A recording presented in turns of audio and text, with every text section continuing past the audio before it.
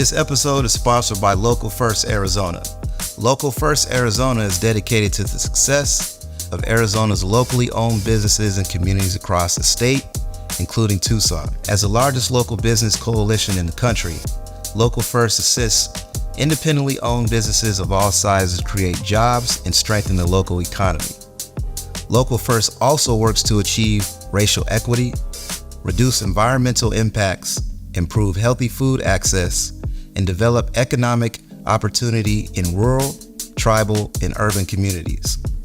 Learn more at localfirstaz.com and find a directory of locally owned businesses near you. I recorded that song in my crib, and it's, 1.4 million plays or something like that on Spotify, which is insane to me. I wake up every day and I'm like, damn, it's got another $2,000 on there. So, of course, streaming platforms are where the money's made. You know what I'm saying? That's not like the ultimate goal for me is like, I want everything down in the streams or anything like that. But it does show you that there are people out there that are listening, that are willing to connect with you or listen to your message. I think the next step as an independent is getting out in front of those people and showing them who you are as a person. In 2012, a young Marley B was shopping his early mixtapes around the Tucson hip-hop scene. Given live performances around town, he caught the ear of hip-hop veteran Murs, who helped launch his debut album, The Tonight Show, alongside Cash Lansky and DJ Fresh. Soon after, Marley released his solo album, Grow, and found himself touring with the likes of Dizzy Wright, Dimrick, Mayday, and others. This led to a collaborative effort alongside DJ Hoppa in 2018.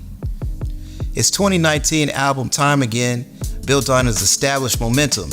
And now, after multiple features on DJ Hoppa's Hoppa and Friends albums, Marley and DJ Hoppa are readying another effort of their own.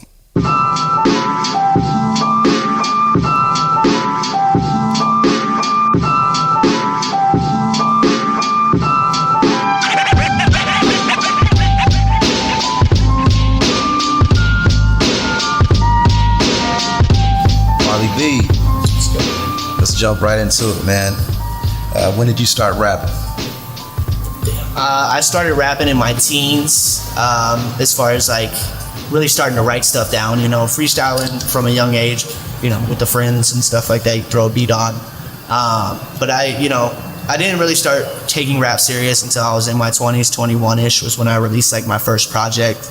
But I started writing down lyrics and learning how to rhyme and stuff probably around 14, 15. It was the first time I started writing, and we'll release stuff onto MySpace back in those days, just kind of little joke tracks. I used to have a song called JV Football. That was a whole rap about my JV football team at the time and stuff. So, looking back, those are pretty cringeworthy, but thankfully MySpace isn't around anymore, so you can't find them. So I didn't really start taking it serious until I was about 21, 22 is when I started releasing projects and stuff like that. So Nice.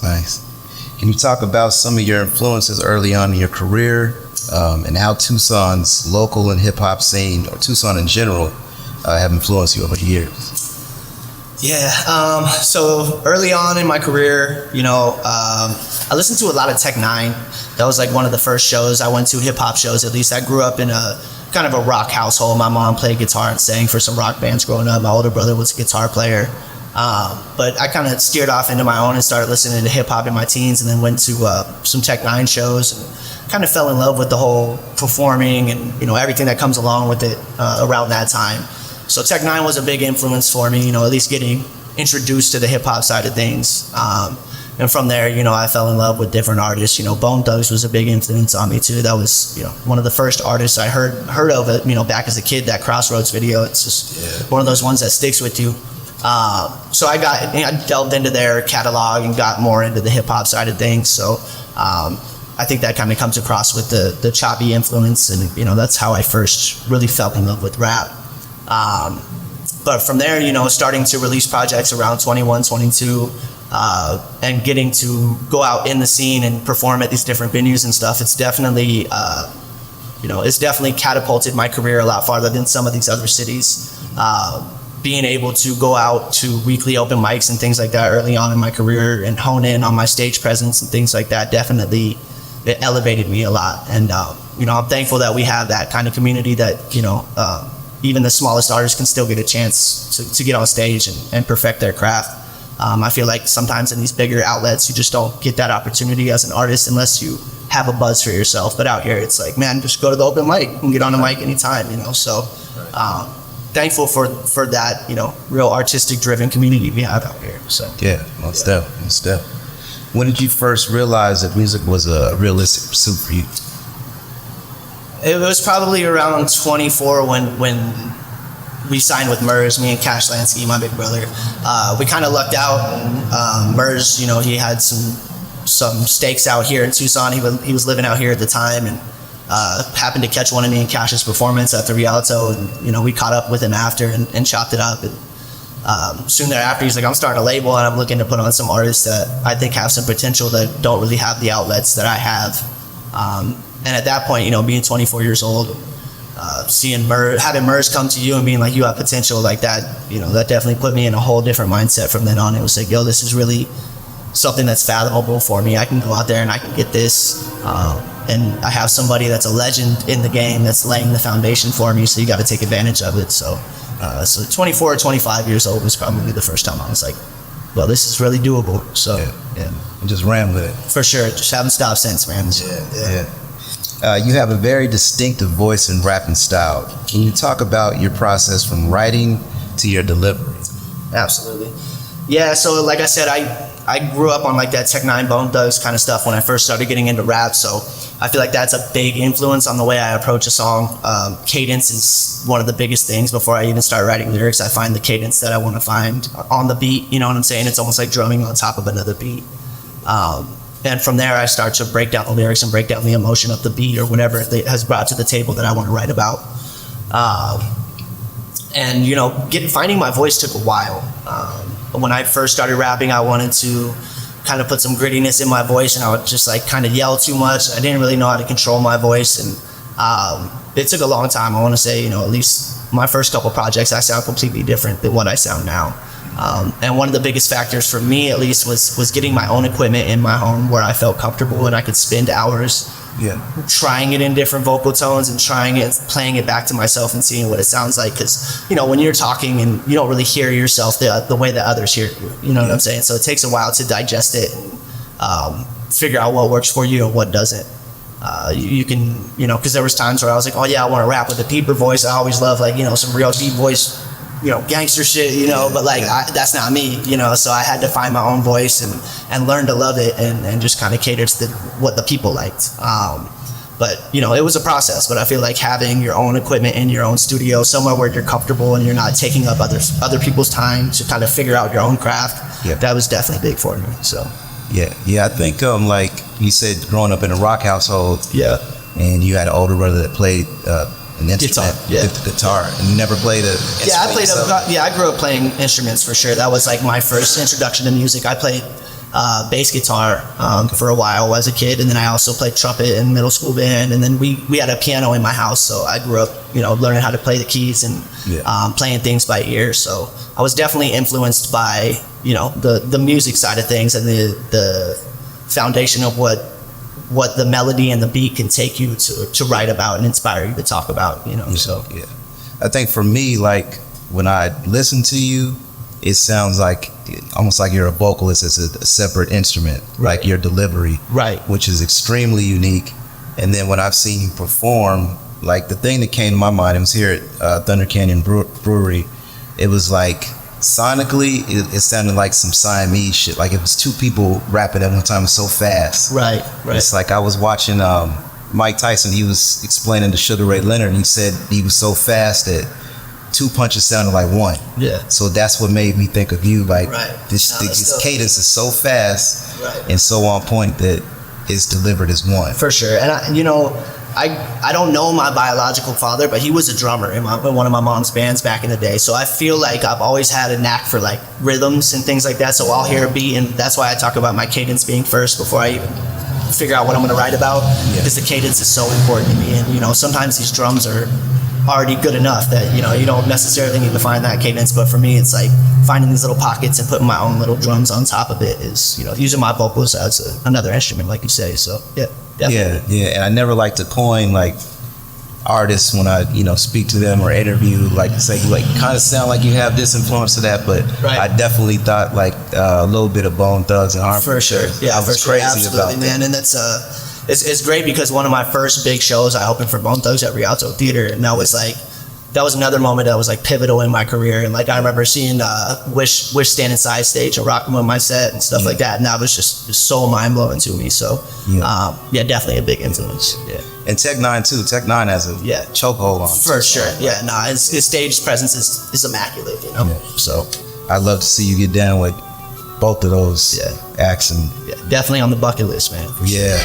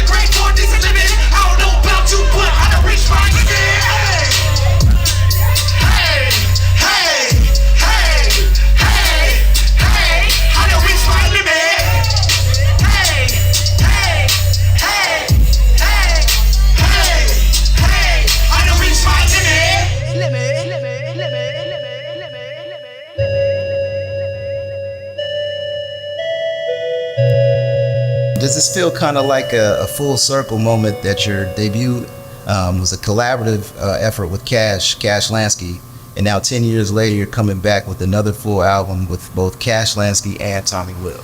Yeah, it definitely feels like a full circle moment, man. I mean, but you know, me and Cash, we've been doing stuff together for so long, like it's just natural, you know what I'm saying? Like we're always working on something, we're always sending each other new music just to even listen to it and give each other feedback and stuff. So it's very organic when we get together and we write some stuff. And I feel like it's overdue, you know, like Tucson loves when we do stuff together, and you know, for good reason. I feel like, you know, we should cater to that and give the people what they want. And you know, over the years, just growing a bond with Tommy Will as well, and seeing his work ethic and what he brings to the table as far as his vocal deliveries and his cadences and ideas, you know what I'm saying? It definitely just took us to that next level, you know what I'm saying? And like, you know, the strength in numbers. So I'm really excited about this project.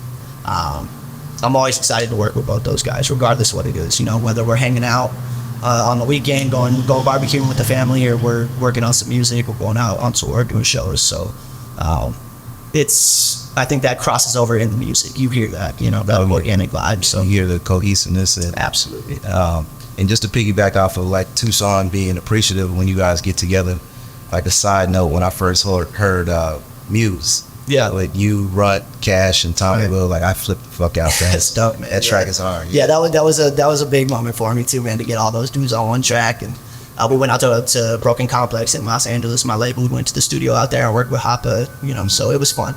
That was another one of those ones that's just organic. We all got the booth, sat together, and you know, had our verses done within an hour, recorded it, walked out there. So yeah. And the video was shot here at the studio. Yeah, it was shot at Tommy's studio. So yep. So how did this album come about with you, Tommy, and Cash? Like I said, man, we just have so much work together that we were finally like, let's do something with this. You know, there's so many things that are just sitting and wasting away, and we'll perform them here and there, you know, but we never really released them. We never really put a game plan or some money behind it. And you know, I feel like we just really needed to put it all into one, you know what I'm saying? And like all come together and put our money behind it. I feel like there's that strength in numbers thing. Watching Coast Contra, I don't know if you know what Coast Contra is, but watching the way that they did it, that was kind of our mindset with the two. It was like, well, shit, like they all kind of bring something different to the table, but they just complement each other so well. And I felt like that's something that we've always done. We found ways to complement each other on the track. So it's exciting, you know. shout out. This guy named Max, he's their manager. We went on tour with Max back in the day with this cat named Aaron Cohen. Yeah. So that's how I got introduced to Coast Contra too. Once I heard Max was managing them, I started to look into it and like just seeing their whole game plan, man. It was smart, and their strength in numbers. I felt like we all have our following that, we'll see the same people at the shows. If it's a Cash show, we'll see the same people that come to a Marley show, a few of them. But there's always those one or two that only go to the Cash show or only go to the Marley show or only go to the Tommy show.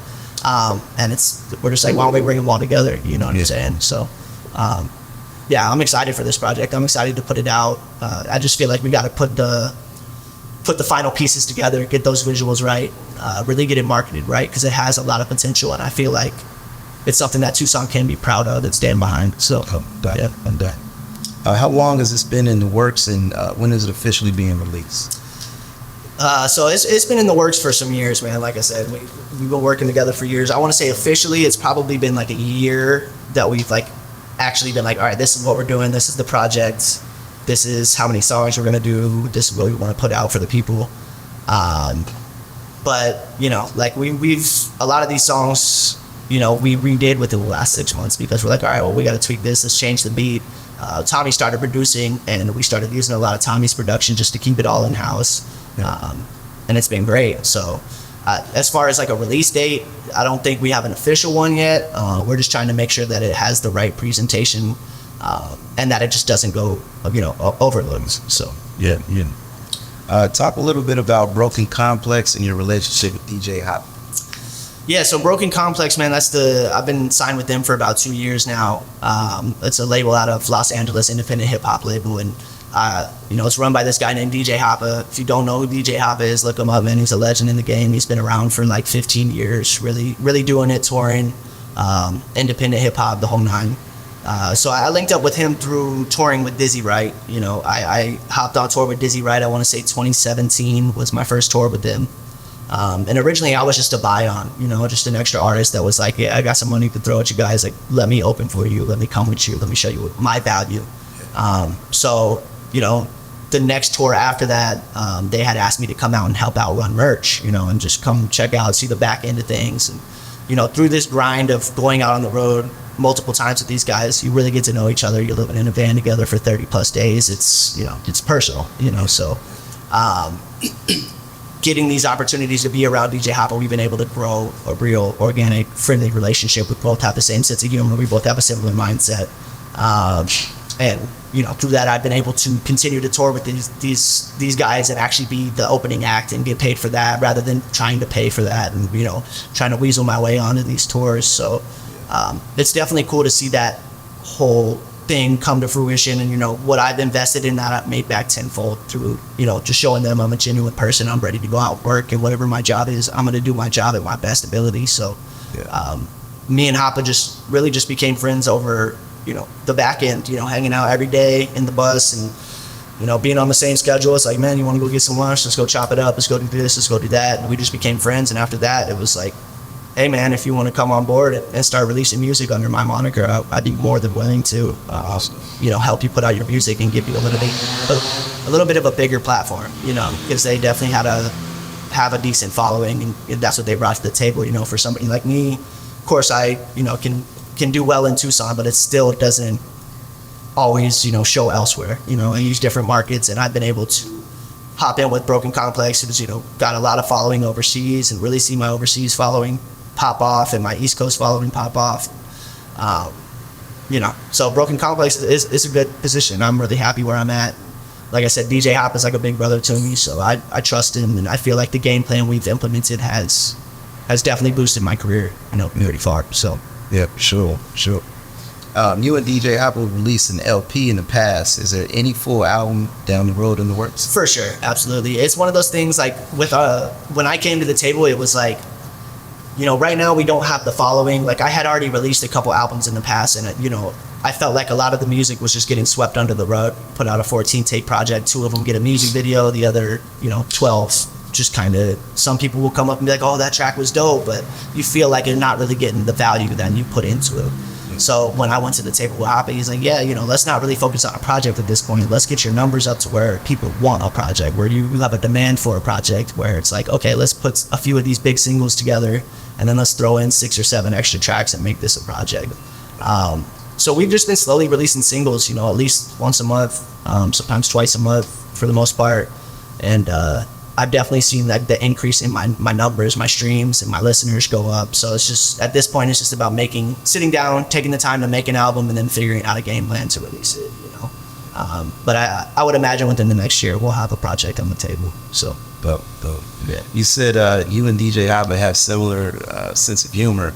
Where do you derive yours from? Like, I've seen yours weave into your artistic. Yeah, for sure, man. I mean, I don't know. I like to laugh. I'm just one of those. Yeah, I like to laugh, bro. Yeah, for sure.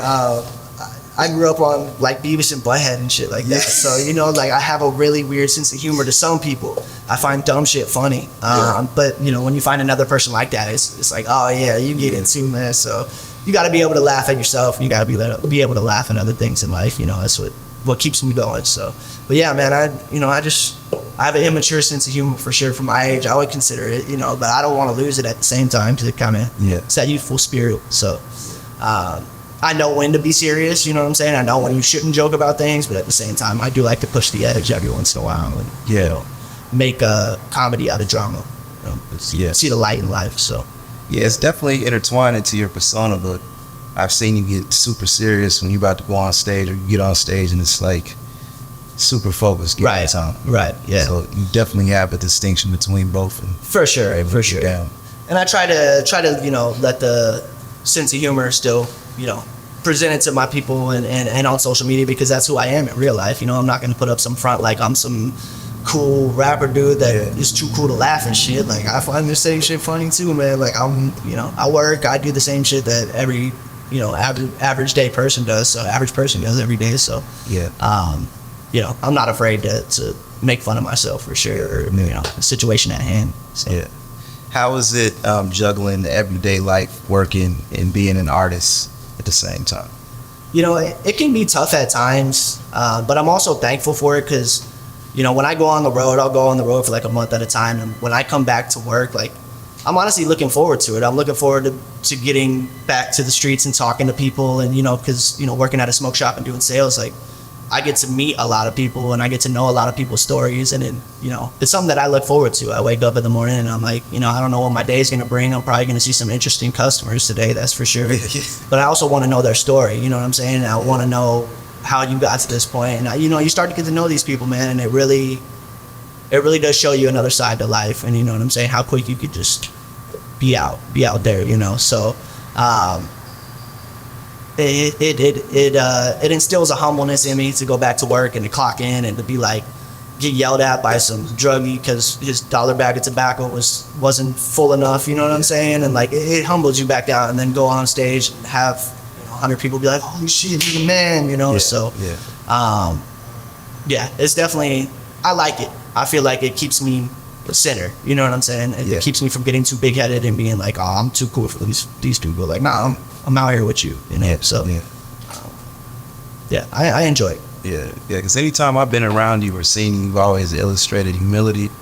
And I was always curious to ask, like, in between working and being on stage and blowing up the way you are with the buzz that you have, how do you balance that between somebody coming in? Just spitting in your face, disrespectful. But are you like, hey, I'm Marley B, like, check out my music? I don't ever like self-promote at work, man. If people come in, which happens sometimes, people will be like, holy shit, you're Marley B, and it'll be cool. It's a better feeling like that than to be like, somebody comes in and they're like, I rap, and then me being like, well, I rap too, this is what I've done, what have you done? Like, I don't ever do that shit, bro. Like, I'm working at the smoke shop. I'm smoke shopping employee right now, so that's not my place to play that role, you know. But it is cool when people come in and they're like, holy shit, why are you selling me your cigarettes right now? Like, I thought you were big, bro. Aren't you on the road? I'm like, nah, man, I'm at home right now. It's hot. So, I enjoy it, bro. I really do. I think that it keeps me me, So I don't want to lose that for sure. That's something that, being from Tucson, it's a humble city, man. You can't be bigger than anybody else out here. I pray I make it through the night. Look. Cause lately this appears, it's something like a scene that was fresh out of that man's script. Social distancing, homie, I need a clear six. Stay about my bubble and tapping you, that's some weird shit. Now you the homie, don't take it wrong. You stand the test of time, and know nothing can break the wall. Look, we actually need it, hoping you stay strong. Mask up, stay prepped, I'm hoping you play along. Look, everyone panicking lately, nobody hearing the facts.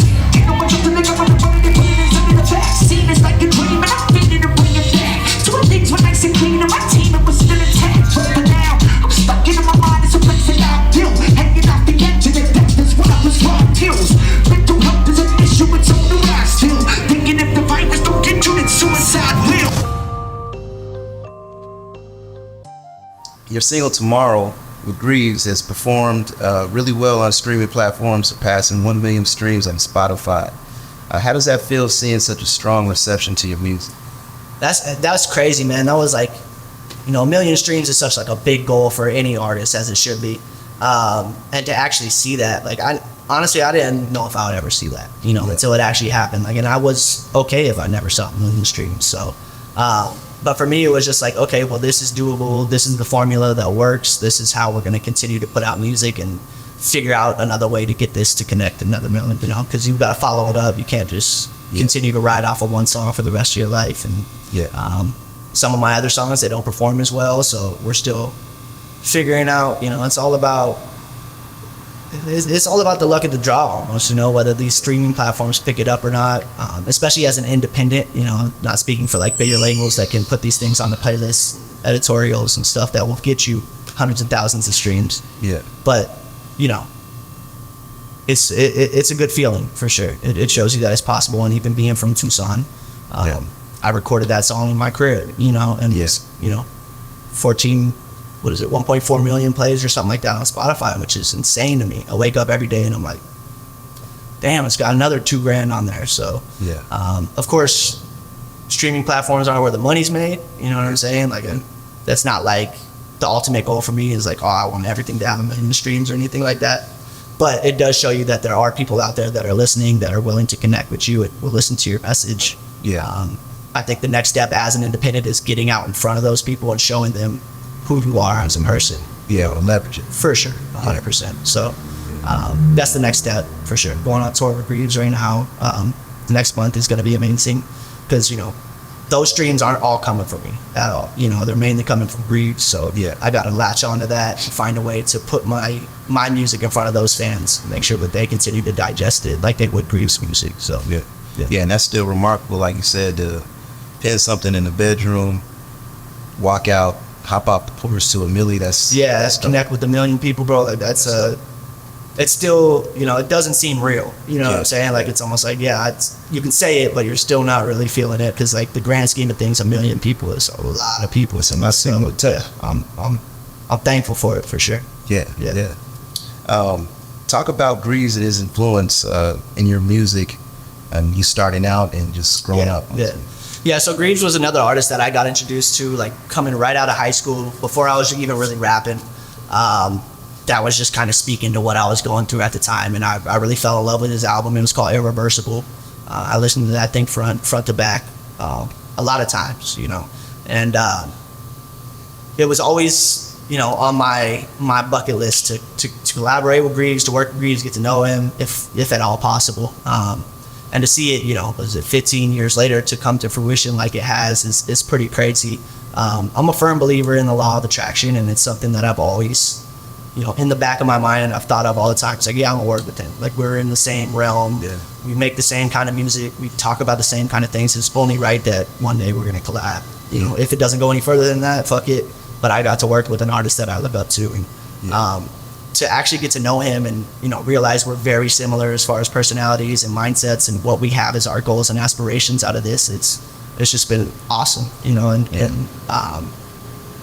it just shows me like that law of attraction is real, and the universe will put you where you need to be, you know. Because if you would have told me 5 years ago I'm gonna be going on the road with Greaves, be chopping it up with him, dating like we do, I would have said hell no. Like, you know, you never know, man. You never know. So it's been a fun journey this far. I'm excited to see what this next step is after we hit the road together. You know, how I can take it to the next step, so next level. With connecting to his message, do you ever sit and think there's somebody else coming behind me that's looking at Marley B's message and they want to work with me? And do you ever think about that when you you know, it's that's a good question, man. I don't really think of it like that, but I know it is happening. You know, I've been told that, and it's still kind of one of those things. It's like hard to fathom that I'm looked up to, you know, as something else that I'm not. And in the grand scheme of things, that's exactly how it is for him. You know, you know, there's just little levels that you step up throughout your career. You know, you have more and more listeners, but it doesn't change you as a person and who you are. And you know, as an independent hip hop artist, I feel like you understand the grind it takes to get there, and you understand that, like, you know, at the end of the day, these rappers are still humans. Yeah. I remember, like, growing up listening to Pandora, and you'd hear some of these rappers, and you'd be like, where are they at now? And I remember finding out, like, some of them be, like, working at call centers and shit, and it's like, bro, that was one of my favorite songs. Like, I looked at, you know what I'm saying? So, yeah, it's a weird feeling, for sure. It's kind of hard to, like, grasp it. Like, holy shit, like, these kids listen to my song because, you know, it's the same thing with, like, when you do a painting or anything, you're always going to see the one line that's out of stroke, and, you know, when you can't color in the lines. It's the same shit with the songs that you write. You're going to hear that one ad lib that you were like, damn, I wish I wouldn't have said that. Or you're going to hear, like, a vocal delivery where it's like, I sound so much better now. Why are you still listening to this song? But they connect with it, man. And it's just, music's powerful, man. Yeah. For sure. It's like, once you put that out into the world, it's not yours anymore. Yeah. You know, and you have to let go of it, and you have to realize that it's everybody's that listens to it. It's their own way to interpret it and take it as their own. Yeah. So It's universal. Yeah. exactly. And being in different circles, coming up and being in the game, how have your experiences been when you're around people that you grew up admiring or seeing? How are those encounters when you meet someone? It's like, do you play it cool or? Definitely been. Me personally, I hate to, like, ask for pictures and shit. I feel so weird being like, hey, bro, let's get a picture together. No matter how close we are. Like, I'm not that guy, you know what I'm saying? And it's hurt my career in some ways, but it's also helped my career in a lot of other ways because, you know, if you're meeting these rappers that you look up to and you go up to them as a fan, they're going to interpret you as a fan. Right. You know, it's going to be a lot harder for you to break down that wall and show them that you're an artist and you bring this to the table, you do this, because they're going to be like, well, this dude was just trying to take a picture with me and get some clout points posted on the internet. Rather than being like, yo, going up, shaking their hand, I really appreciate what you do, man. I look up to you. Is it cool if I sit side stage and watch what you do? Is there anything you can tell me that I could work on? You know what I'm saying? Like, that goes so much farther. Just getting to know these people as people, man, because they don't want to be just, you know, Dizzy Wright at the end of the day. You know what I'm saying? Like, he's got a family at home. He's his whole person. He's his own person. You know what I'm saying? So getting to know these people personally has been the biggest thing for me. Not just going up and being like overwhelmed with how dope they are. Of course, occasionally you're going to be like shaky and be like, holy shit, this is so-and-so right here. But once those nerves go away and you're able to settle down, man, it's just about getting to know them as a person. Yeah. We're all people. We all have our quirks. Sometimes you'll be surprised by, you know, some of these people you look up to by what they do throughout their day-to-day life. But sometimes you don't just do the same shit you do. You know what I'm saying? So, yeah, it's definitely keeping it on a personal level with artists when you're in the room with them. Yeah. And it's got to be an amazing feeling. Like we were talking about Bone Thugs and Harmony, how you grew up listening to their music and then they're standing side stage and ripping it down. Yeah, amazing, bro, amazing. And that's like one of those feelings that's like, well, if they're vibing with it, then I'm doing something right, because I vibe with what they've been doing for the past 20 years, you know what I'm saying? So obviously they're hearing something that I may not be hearing. You know, it's the same thing, like I said, when you talk, you don't hear your voice the way everybody else hears it. You know? Yeah.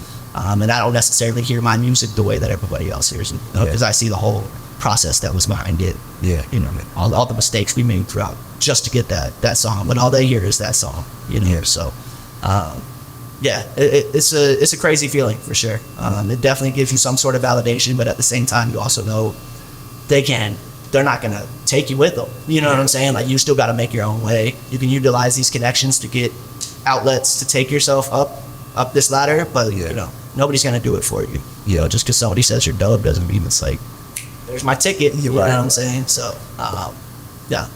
But it is a good feeling. It's definitely validated, and it makes you want to work harder. Make some noise for my homeboy Marley B right now.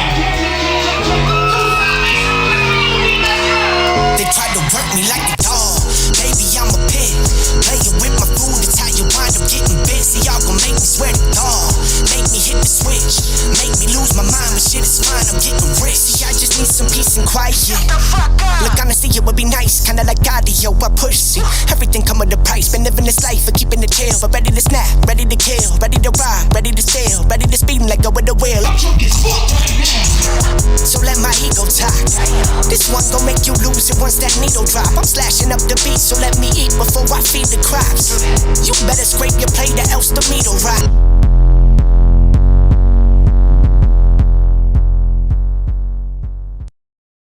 You guys are going on tour with both Greaves and Hopper, DJ Hopper. What goes into the preparation for it? You got to spend money to make money. You know what I'm saying? So that's the biggest thing is investing in merch. Right now, me and Hopper, with us being separate, he's in LA, I'm in Tucson. I've been having to invest in travel to go out there and work on our set together, take a weeks off of work or whatever it is. A whole lot of stress and anxiety and not knowing, you know, because these shows get hit or miss. You know, I know some of the pre-sales are doing good, but some of them aren't doing so good. So you could have some nights where it's rough. But as far as like the preparation, man, the biggest thing is investing in yourself, man, and not being afraid to spend this money to know that it's going to come back. If you're out there working the way you should be, like, I know it will come back tenfold. So I've been blessed to go out, like I said, going out with Dizzy early on in my career, running his merch. And then from there, I got a gig with Exhibit and I ran his merch on the tour. Just being able to see the whole back end of things and where the money's really being made for these artists, it kind of gives you an idea on what to invest in and what not to invest in, you know. So, you know, merch is a big game, you know, and it's more than just t-shirts. You know, there's so many other ways that you can invest in yourself and branding yourself that people will come up and be like, you know, excited to buy. I've been having local artists out here, Hair Fire on Glass. He blows glass. He's been blowing some pipes for me. I'm getting t-shirts pressed up through South Six Bodega. I'm getting some Lathe records pressed up through the homie Finn. So it's cool. It's also cool to, like, you know, get everything locally sourced and then take it out into the world and spread other people's logos and things like that too. So, but yeah, a lot of anxiety, a lot of nerves, a lot of packing, a lot of money being spent that you're like, oh shit, I didn't think I was going to be spending this much money. But at the same time, once the ball gets rolling, you get into the van or get into the bus and we got everything packed, you're ready to go. And the nerves go away and it's just about going out there having fun and doing your job. So it's a preparation for a good payoff. So continuing, like, with nerves, like, as far as like yourself, your performance, have you ever had moments where you got on stage and you felt like you were prepared and just nothing came out, just went blank? And how did you? So I think the scariest moment I've had, like, when I was early on in my career, and this is like when wax first started coming out, dabs. So I took a fat ass dab, bro. I thought I could handle it. So yeah, I smoked, bro. I didn't know, man. And I had a show at Congress and it was packed. And like a minute before I had to go up, I couldn't remember anything, bro. Couldn't remember a single lyric. And I started panicking. I'm sweating, you know what I'm saying? I'm like having an anxiety attack. My set comes on, I got to get up there and do it. And it's crazy how the mind works because it's almost like muscle memory. You know, like no matter how scared I was, once I heard that beat and I knew where my measure was, it was like, okay, it just kind of came out. Like I didn't even have to think about it. You know what I'm saying? So, but there's been a couple times. Don't do dabs before you fucking try to go. Ever. Yeah, exactly. That was crazy. That was a crazy night for sure. Yeah. In your relationship, like, with the crowd, have you ever had experience, like right now, the whole shit's going viral with Cardi B throwing the fucking throwing the mic back? Do people throw shit or get? You know, I've never really had like to fight, thankfully, at a show. I think the closest ever was when one time me and Cash had a heckler at the Rock, and I think Cash kicked him in the head. And we had to like pull Cash back. Okay. Scrap Lansky. We were calling him Scrap Lansky because you don't want to see Cash mad, bro. Cash is a nice guy, bro. But when he's mad, that motherfucker's mad, bro. Oh, so no, but we've never really had that issue, thank God. But you know, if it happens, it happens. I've had issues like when I've been working the merch table out elsewhere. I remember one time a kid tried to steal a record when I was working Dizzy's merch table, and I drug him out the venue by his hair. He had long hair though. Hoppa had that on video. I gotta find that video. I just went up and grabbed him by his back of his head and drug him out the venue, bro. But yeah, luckily the type of music that I make, it's not like super aggressive, you know what I'm saying? And it doesn't bring that kind of like energy, I don't think, you know? So thankfully, I haven't ran into too much of that heckler stuff or having things thrown at me. So yeah. What cities in particular are you really get amped for this tour? Minneapolis is going to be dope. Greaves has a really big following there. It's where Rhymesayer's from originally. So yeah, that's always fun up that way. My little brother lives out there too, so it'd be cool to see him. Brooklyn, of course, when you're out there in New York. New York's stressful as hell, but it's always fun. Just to even say you played with New York is a big accomplishment for somebody from Tucson. Yeah. Rhode Island, just because I've only been there once, and it was interesting. It's so small. It's a state, but it's not. You know what I'm saying? It's like it's crazy out there. Yeah. But yeah, I'm excited for all of them. Of course, that's the best part of this job is like being able to travel and meet new people and see the different cultures and the different cities and how they handle themselves. And it definitely teaches you to appreciate, what you have and where you're from. At least for me personally, like I've come to love Tucson so much more over the years of traveling. Before I was traveling, it's like, damn, I can't wait to get out of Tucson. Yeah. And now when I'm traveling, it's like, damn, I can't wait to go back to Tucson. So yeah, I'm excited for it all though, man. I'm always excited to get out on the road. Yeah. What are three of your main, like talk about the law of attraction, which I'm heavy on too, like what are three of your biggest intentions and goals that you have as an artist that you want to fulfill? I think first and foremost, I just want to be able to pay my bills off of my music. I think that's one of the biggest things that all artists say. Being able to pay your bills off of your music is a dream. Being able to, take care of yourself off of your art alone, that's the dream. I think that another big goal of mine is to do my own headlining tour where I'm able to take out artists from Tucson that I like, and we're all able to get paid and make some money and show them that this is doable. Getting on my own headlining tour with a bus, man, that would be amazing. But I also know the type of money it takes to get to that level for sure. And I guess the other one would probably be to collab with like Bone Thugs, man. Yeah, like to get on a Bone Thugs track would be amazing. Like I said, growing up on that type of music, and growing up listening to those type of artists, man, it's just being able to collaborate with them will be great. And I think it's very possible and very, very doable. I think it will happen in the future. So yeah, I believe so too. I personally would love to hear that. Yeah, it'd be crazy, even if it's just one of them. You know what I'm saying? Like I would just love to sit down and chop it up with them. Yeah. That would be a big one. Yeah, but fuck it, manifest the whole group. I'm trying to. Yeah, for sure. Yeah, we need all of them. Man. Yeah, we need all of them, man. So, I know Busy used to stay out here for a while. So yeah, he has ties to Tucson. Yeah, that'd be sweet. But what advice would you give aspiring artists, rappers, musicians coming up? Put the music out. Put it out. You know what I'm saying? That was a big thing for me early on, is like we're all kind of perfectionists in our own way. But I mean, you can only do so much to tweak that song and make it sound the way you want to, man. You got to put it out. That's the biggest thing, is put it out, keep your head down, ignore all the politics that come along with this.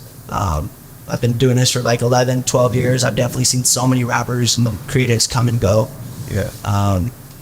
Just keep your head down and you'll weed out the bullshit. I've been blessed to connect with like-minded artists like Cash, like Tommy, everybody in the city right now that's really active. It's a blessing to say that we don't have any beef in our city. There's no like real drama, we're all able to pull up to an event no matter what night of the week and be cordial with each other, whether we get along or we don't. And that can't be said for a lot of other cities. Right. And the more I travel, the more I realize, like, take advantage of being here, man. Take advantage of Tucson as much as you can. Utilize the platforms we have, because a lot of other places don't have those opportunities. Yeah. So put the music out, man. Come out and do a show. That's the biggest thing. Watch out for monsoon season. Yeah. Stay out of the rain. Season real. Shit. Man, you can find me at Ugly Ass Marley on all the socials. All one word, Ugly Ass Marley. You can find me on brokencomplex.com.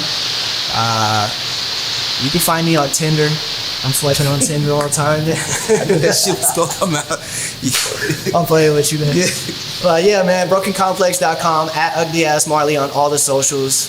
If you're in Tucson, pop out to Thunder Canyon Brewery. You'll probably see me on the weekend. Moon Smoke Shop. I'm not hard to find, man. Come talk to me. For real. Yeah. Hey, man, that Bone collaboration, that's my intention. I was setting for you. I'm a big fan, man. Me and my girl was both talking about you the other night, just listening to stuff, and she was listening to Muse over and over, and we were just like, yo, Marley he's that dude.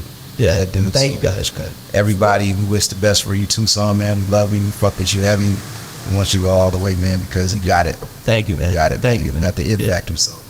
It means a lot, man. But we appreciate y'all, man. Like I was saying earlier, bro, we appreciate what y'all do for the community, man. Like, as an artist, to have this type of platform to speak my story and speak my truth is one of the biggest things, bro. So we really appreciate what you guys have been doing for us. Nowadays the pain For real, follow me. respect. Deal with trauma privately. I don't wanna be a burden. I handle things defiantly. Spent a decade searching for a higher power guiding me. Figured out that faith is not up there, that it's inside of me. Act with execution. What's a plan with zero action? Faced with bad habits, knowing it's a magnet to my imbalance. I'm somewhere between confidence and arrogance. The middle ground is treacherous. I work